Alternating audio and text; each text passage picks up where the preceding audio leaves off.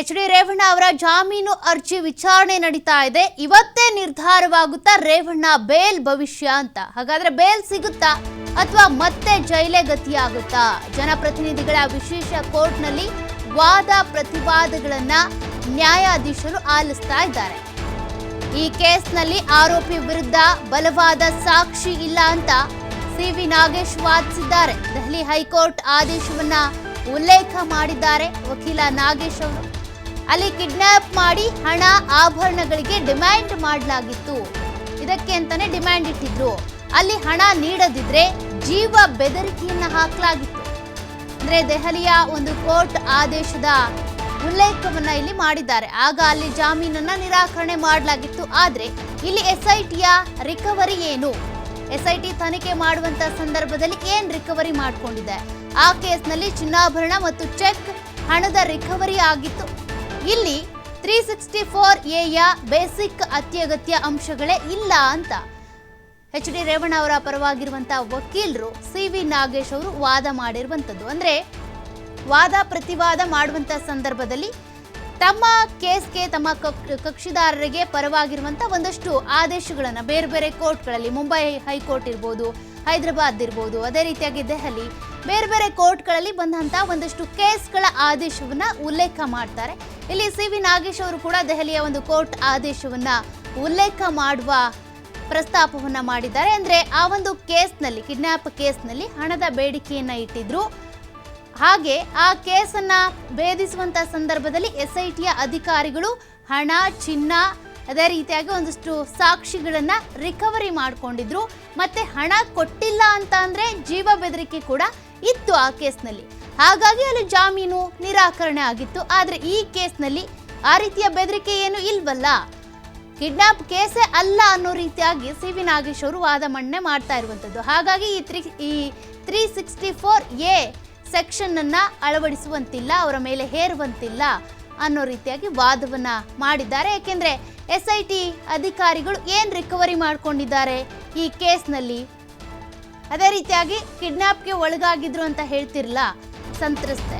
ಮತ್ತೆ ವಾದಕ್ಕೆ ಮುಂದಾದ ಎಸ್ಪಿಪಿ ಜೈನಾ ಕೊಠಾರಿ ವಾದಕ್ಕೆ ಅವಕಾಶ ನೀಡದಂತೆ ರೇವಣ್ಣ ಪರ ವಕೀಲ ನಾಗೇಶ್ ಅವರು ಆಕ್ಷೇಪವನ್ನು ವ್ಯಕ್ತಪಡಿಸಿದ್ದಾರೆ. ಇಬ್ಬರು ಎಸ್ಪಿಪಿಗಳು ವಾದ ಮಂಡಿಸಿದ್ದಾರೆ. ಮತ್ತೆ ಕಾಲಾವಕಾಶ ಕೊಡಬೇಡಿ ಅಂತ ನಾಗೇಶ್ ಅವರು ಹೇಳಿರೋದು. ಆದ್ರೂ ಮತ್ತೆ ಎಸ್ಪಿಪಿ ವಾದಕ್ಕೆ ಮುಂದಾಗಿದ್ದಾರೆ. ಹಾಗಾಗಿ ಸಮಯ ಕೊಡಬೇಡಿ, ಅವರ ವಾದ ಮುಗಿದ ಮೇಲೆ ಮತ್ತೆ ನಾನು ವಾದಿಸಬೇಕಾಗುತ್ತೆ ಅಂತ ಸಿ.ವಿ. ನಾಗೇಶ್ ಅವರು ಹೇಳಿರುವಂತದ್ದು. ಈಗ ಎಸ್ಪಿಪಿ ಜೈನಾ ಕೊಠಾರಿ ಅವರು ವಾದ ಮಾಡೋದಕ್ಕೆ ಅಂತ ಮುಂದಾದಂತ ಸಂದರ್ಭದಲ್ಲಿ ಸಿ.ವಿ. ನಾಗೇಶ್ ಅವರು ಎಚ್.ಡಿ. ರೇವಣ್ಣ ಅವರ ಪರವಾಗಿರುವಂತಹ ವಕೀಲರು ಆಕ್ಷೇಪ ವ್ಯಕ್ತಪಡಿಸಿದ್ದಾರೆ. ಈಗಾಗಲೇ ಅಶೋಕ್ ನಾಯ್ಕ್ ಅವರು ಮತ್ತೆ ಜೈನಾ ಕೊಠಾರಿ ಇಬ್ರು ಕೂಡ ವಾದ ಮಾಡಿದ್ದಾರೆ. ನಾನು ಅವ್ರಿಗೆ ಪ್ರತಿವಾದ ಕೊಟ್ಟಿದ್ದೇನೆ. ಈಗ ಅವರಿಬ್ರು ವಾದ ಮಾಡಿದ್ರು ಅಂತಂದ್ರೆ ಮತ್ತೆ ನಾನು ವಾದ ಮಾಡಬೇಕಾಗುತ್ತೆ. ಹಾಗಾಗಿ ಸಮಯಾವಕಾಶವನ್ನ ಕೊಡಬೇಡಿ ಅಂತ ಆರೋಪಿ ಎಚ್.ಡಿ. ರೇವಣ್ಣ ಪರ ಇರುವಂತ ವಕೀಲ ನಾಗೇಶ್ ಅವರು ಹೇಳಿದ್ದಾರೆ. ಹಾಗಾದ್ರೆ ಮತ್ತೆ ವಾದಕ್ಕೆ ಅವಕಾಶ ಕೊಡ್ತಾರಾ ಅಂತ ನೋಡ್ಬೇಕು. ಯಾಕೆಂದ್ರೆ ಈಗಾಗಲೇ ಸುಮಾರು 2-2.5 ಗಂಟೆ ನಡೆದಿರುವಂತದ್ದು ಇದು ವಾದ ಪ್ರತಿವಾದ. ಬಹಳ ಮಹತ್ವವನ್ನ ಪಡ್ಕೊಳ್ತಾ ಇದೆ ಈ ವಾದ ಪ್ರತಿವಾದಗಳು. ಒಬ್ಬೊಬ್ರು ಕೂಡ ಒಂದೊಂದು ಕೇಸನ್ನ ಉಲ್ಲೇಖ ಮಾಡ್ತಾ ಇದ್ದಾರೆ, ಅಲ್ಲಿ ಪ್ರಸ್ತಾಪ ಮಾಡ್ತಾ ಇದ್ದಾರೆ. ಅದೇ ರೀತಿಯಾಗಿ ಈ ರೀತಿ ಪ್ರಸ್ತಾಪ ಮಾಡುವಂತ ಸಂದರ್ಭದಲ್ಲಿ ಸಿ.ವಿ. ನಾಗೇಶ್ ಅವರು ಒಂದು ಕೇಸ್ ಬಗ್ಗೆ ಹೇಳ್ತಾರೆ. ಆಗ ಜೈನಾ ಕೊಠಾರಿ ಅವರು ಒಂದು ಪ್ರಶ್ನೆ ಕೇಳಿದ್ದಾರೆ. ಆ ಕೇಸ್ಗೆ ಸಂಬಂಧಪಟ್ಟಂತೆ ಒಂದು ಕಾಪಿ ಇದ್ರೆ ಕೊಡಿ ನೋಡೋಣ ಅಂತ. ಆದ್ರೆ ಸಿ.ವಿ. ನಾಗೇಶ್ ಅವರು ನಾನು ಆ ಕಾಪಿ ತಂದಿಲ್ಲ ಅಂತ ಹೇಳಿದ್ರಂತೆ. ಇಲ್ಲ, ಈ ಕಾಪಿ ನೀವು ಕೊಡಲೇಬೇಕು ಅಂತ ಫೋರ್ಸ್ ಮಾಡಿದ್ರೆ ನಾನು ಕೊಡೋಕ್ಕಾಗಲ್ಲ ಅಂದ್ರಂತೆ. ಎಚ್.ಡಿ. ರೇವಣ್ಣ ಜಾಮೀನು ಅರ್ಜಿ ಸಂಜೆ 5 ಗಂಟೆಗೆ ತೀರ್ಪನ್ನ ಕಾಯ್ದಿರಿಸಿದೆ ಜನಪ್ರತಿನಿಧಿಗಳ ಕೋರ್ಟ್.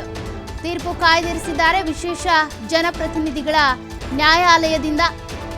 ಎಚ್.ಡಿ. ರೇವಣ್ಣ ಜಾಮೀನು ಆದೇಶವನ್ನ ಕೋರ್ಟ್ ಈಗ ಕಾಯ್ದಿರಿಸಿದೆ. ಬೆಳಗ್ಗೆಯಿಂದ ಕೂಡ ತೀವ್ರವಾಗಿ ವಾದ ಪ್ರತಿವಾದಗಳು ನಡೀತಾ ಇದ್ದಾವೆ.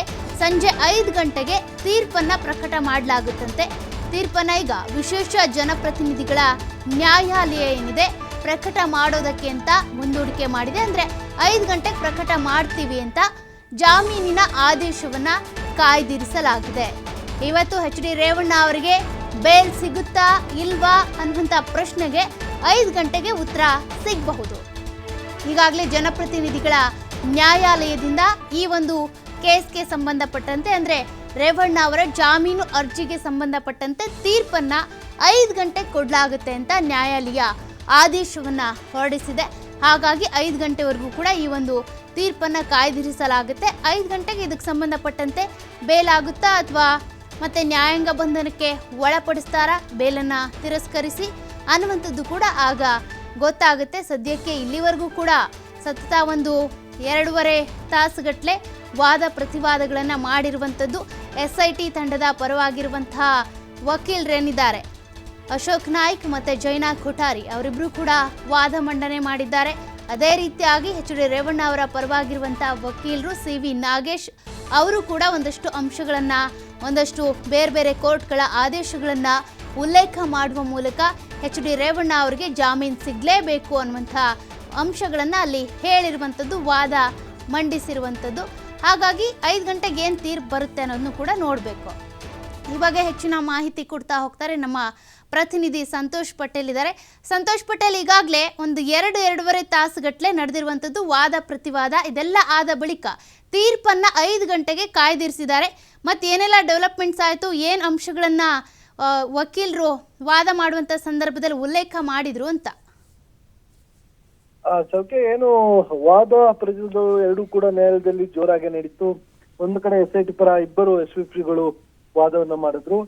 ಇತ್ತ CV ನಾಗೇಶ್ ಅವರು ಕೂಡ ವಾದವನ್ನ ಜೋರಾಗಿ ಮಾಡಿರುವಂತದ್ದು. ರೇವಣ್ಣ ಅವರಿಗೆ ಜಾಮೀನನ್ನು ಕೊಡಬೇಕು, ಈ ಪ್ರಕರಣದಲ್ಲಿ ಯಾವುದೇ ರೀತಿ ಅವರ ಪಾತ್ರ ಇಲ್ಲ, ಅವ್ರ ಮೇಲೆ ಬಂದಿರುವಂತದ್ದು ಕೇವಲ ಅಲಿಗೇಷನ್ ಮತ್ತೆ ಯಾವುದೇ ಕಿಡ್ನಾಪ್ ನಲ್ಲಿ ಅವ್ರು ನೇರವಾಗಿ ಭಾಗಿಯಾಗಿಲ್ಲ, ಸೊ ವಿನಾಕಾರಣ ಇವ್ರನ್ನ ಸಿಗಿಸ್ಲಾಗ್ತದೆ ಅಂತ ಹೇಳಿ ಆರೋಪವನ್ನ ಮಾಡ್ತಾ ಇರುವಂತದ್ದು. ಮತ್ತೊಂದು ಕಡೆ ರೇವಣ್ಣ ಅವರು ಪ್ರಭಾವಿ ಆಗಿರುವ ಹಿನ್ನೆಲೆಯಲ್ಲಿ ಅವ್ರಿಗೆ ಕೊಡಬಾರ್ದು ಅಂತ ಹೇಳಿ ಇವರು ಕೂಡ ಒಂದಿಷ್ಟು ಉಲ್ಲೇಖ, ಅಂದ್ರೆ ಹಳೆ ಜಡ್ಜ್ಮೆಂಟ್ ಗಳು ಏನಿರುತ್ತೆ ಸುಪ್ರೀಂ ಕೋರ್ಟ್ ಇರ್ಬೋದು ಮತ್ತೆ ಇತರೆ ಕೋರ್ಟ್ಗಳಲ್ಲಿ ಆದಂತ ಜಡ್ಜ್ಮೆಂಟ್ ಗಳನ್ನ ನ್ಯಾಯಾಲಯಕ್ಕೆ ಕೊಟ್ಟು ಅವರು ಕೂಡ ಒಂದಿಷ್ಟು ಮನವಿಯನ್ನ ಮಾಡಿರುವಂತದ್ದು. ಆದ್ರೆ ಕೋರ್ಟ್ ನಲ್ಲಿ ಒಂದು ಹಂತದಲ್ಲಿ ವಾದ ವಿವಾದ ತುಂಬಾ ಜೋರಾಗಿ ನಡೆದಿದೆ. ಸುಮಾರು 3 ಗಂಟೆಗಳ ಕಾಲ ಇದಕ್ಕೆ ವಾದ ನಡೆದಿರುವಂತದ್ದು. ಒಂದು SIT ಪರ SVP ಅವರು ವಾದವನ್ನ ಮಾಡಿದ್ರೆ ಅದಕ್ಕೆ ಆಕ್ಷೇಪಣೆಯನ್ನ CV ನಾಗೇಶ್ ಅವರು ಸಲ್ಲಿಸ್ತಾ ಇದ್ರು. CV ನಾಗೇಶ್ ಅವರು ಏನಾದ್ರು ವಾದವನ್ನ ಮಂಡಿಸಿ ಮಾಡಿದ್ರೆ ಅದಕ್ಕೆ SIT ಪರ ವಕೀಲರು SPP ಏನಿರ್ತಾ ಇದ್ರು ಅವರು ಕೂಡ ಒಂದು ವಾದ ಆಕ್ಷೇಪಣೆಯನ್ನ ಸಲ್ಲಿಕೆಯನ್ನ ಮಾಡ್ತಾ ಇದ್ರು. ಒಟ್ಟಾರೆಯಾಗಿ ರೇವಣ್ಣ ಅವರಿಗೆ ಜಾಮೀನನ್ನ ಕೊಡಬಾರ್ದು ಅನ್ನೋದು SIT ಪರ ವಕೀಲರ ಒಂದು ವಾದ. ಸುಮಾರು 6 ಟರ್ಮ್ ಅವರು MLA ಆಗಿರುವಂತವ್ರು, ಸಾಕಷ್ಟು ಪ್ರಭಾವಿ ಆಗಿರುವಂತಹ ವ್ಯಕ್ತಿ ಅವರು ಕಾನೂನಿಗೆ ತಲೆ ಬಾಗ್ತಾರೆ ಅಂತ ಹೇಳಿ ಈ ಇವರು SIT ಪರ ವಕೀಲರಿಗೆ CV ನಾಗೇಶ್ ಅವರು ಹೇಳಿರುವಂತದ್ದು. ಅಂದ್ರೆ ಅವ್ರಿಗೆ ಏನೇ ಇದ್ರು ಕೂಡ ಕಾನೂನಿಗೆ ತಲೆ ಬಾಗ್ತಾರೆ, ಎನ್ಕ್ವೈರಿ ಬರ್ತಾರೆ, ವಿಚಾರಣೆ ನೋಟಿಸ್ ಕೊಟ್ಟಾಗ್ಲೂ ಕೂಡ ಬಂದಿದ್ದಾರೆ, ಸಂಪರ್ಕದಲ್ಲಿದ್ದಾರೆ, ಮತ್ತೆ ಅವ್ರೆಲ್ಲಿ ಎಸ್ಕೇಪ್ ಆಗಿಲ್ಲ. ಸೊ ಹೀಗಾಗಿ ಅವರು ಕಾನೂನಿಗೆ ಏನಿದೆ ಅವ್ರಿಗೆ ತಲೆ ಬಾಗ್ತಾರೆ, ಅವ್ರಿಗೆ ಜಾಮೀನನ್ನ ಕೊಡ್ಬೇಕು ಅಂತ ಹೇಳಿ ಇವರು ಮನವಿಯನ್ನು ಮಾಡಿರುವಂತದ್ದು. ಆದ್ರೆ ಇವರು ಕಾನೂನಿಗೆ ಗೌರವ ಕೊಟ್ಟರು ಕೂಡ ಈಗಾಗ್ಲೇ ಹೊರಬಂದಂತ ಸಂದರ್ಭದಲ್ಲಿ ಇವರು ಪುನಃ ತಮ್ಮ ರಾಜಕೀಯ ಪ್ರಭಾವವನ್ನ, ತಮ್ಮ ರಾಜಕೀಯ ಅಧಿಕಾರ ಏನಿರುತ್ತೆ ಅದನ್ನ ದುರುಪಯೋಗವನ್ನು ಪಡಿಸ್ಕೊಳ್ತಾರೆ. ಸೊ ಹೀಗಾಗಿ ಇನ್ನೂ ಉಳಿದಂತಹ ಸಂತ್ರಸ್ತರು ಏನಿರ್ತಾರೆ ಅವ್ರು ಯಾರು ಕೂಡ ಬಂದು ದೂರನ್ನು ಕೊಡ್ಲಿಕ್ಕೆ ಮುಂದಾಗೋದಿಲ್ಲ, ಭಯಭೀತಗೊಳ್ತಾರೆ, ಮತ್ತೆ ಅದ್ರ ಜೊತೆಗೆ ಸಾಕ್ಷಿ ನಾಶಗಳನ್ನು ಕೂಡ ಇವ್ರು ಮಾಡ್ತಾರೆ. ಹಾಗಾಗಿ ಇವರಿಗೆ ಜಾಮೀನನ್ನ ಮಂಜೂರು ಮಾಡಬಾರದು ಅಂತ ಹೇಳಿ ಇವರು ಕೂಡ ಒಂದು ವಾದ ಮಂಡನೆಯನ್ನ ಮಾಡಿರುವಂತದ್ದು. ಒಟ್ಟಾರೆಯಾಗಿ ವಾದ ಮತ್ತು ಪ್ರತಿವಾದ ಎರಡೂ ಕೂಡ ಈಗ ಮುಕ್ತಾಯಗೊಂಡಿರುವಂತದ್ದು. ಅದರ ಜೊತೆಗೆ ಏನು ಸಾಧ್ಯವಾದ 5 ಗಂಟೆಗೆ ಆದೇಶವನ್ನ ನೀಡ್ತೀವಿ ಅಂತ ಹೇಳಿ ವಿಚಾರಣೆಯನ್ನ ನ್ಯಾಯಾಧೀಶರು ಮುಂದೂಡಿಕೆಯನ್ನ ಮಾಡಿರುವಂತದ್ದು. ಸೌಖ್ಯ ಸಂತೋಷ್, ಈಗ 5 ಗಂಟೆಗೆ ಈ ರೀತಿಯಾಗಿ ತೀರ್ಪನ್ನ ಕಾಯ್ದಿರಿಸೋದಕ್ಕೆ ಕಾರಣ ಏನು ಅಂತ ಜೈನಾ ಕೊಠಾರಿ ಅವರು ಇನ್ನೂ ಕೂಡ ಸಮಯ ಕೇಳಿದ್ರಂತೆ, ಆದ್ರೂ ಕೂಡ ಅವರಿಗೆ ಸಮಯ ಕೊಡ್ಲಿಲ್ವಂತೆ. ಅದು ನ್ಯಾಯಾಲಯದ ವಿವೇಚನೆಗೆ ಬಿಟ್ಟಿರುವಂತದ್ದು. ಸೌಖ್ಯ ಯಾಕೆ ಅದನ್ನ ಮುಂದೂಡಿದ್ರು ಕಾಯ್ದಿರಿಸಿದ್ರು ಅಂತ ಹೇಳಿಕ್ ಬರೋದಿಲ್ಲ. ಎರಡೂ ಕೂಡ ವಾದ ವಿವಾದವನ್ನ ಆಲಿಸಿರ್ತಾರೆ. ಇದಾದ ನಂತರ ಏನು ಇವ್ರು ಕೊಟ್ಟಿರುವಂತ ದಾಖಲೆಗಳ ಪರಿಶೀಲನೆಗೋ ಇಲ್ಲ ಪ್ರಕರಣಕ್ಕೆ ಸಂಬಂಧಪಟ್ಟ ಹಾಗೆ ನ್ಯಾಯಾಧೀಶರು ಒಂದಿಷ್ಟು ಸಮಯಾವಕಾಶ ಬೇಕಾಗಿರುತ್ತೋ ಈ ಕಾರಣಕ್ಕಾಗಿ ಮುಂದೂಡಿರ್ಬೋದು.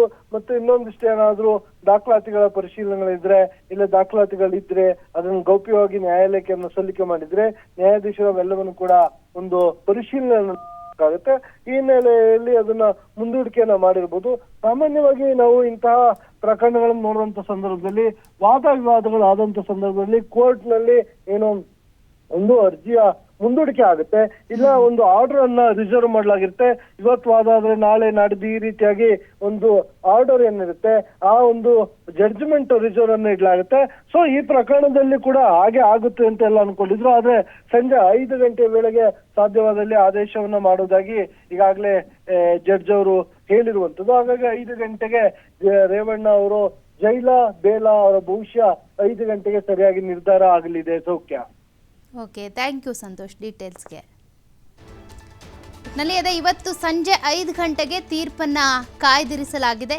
ಜನಪ್ರತಿನಿಧಿಗಳ ನ್ಯಾಯಾಲಯದಿಂದ ಈಗ ಕೋರ್ಟ್ನಿಂದ ಬಿದ್ದಿರುವಂತಹ ಆದೇಶ ಇದು.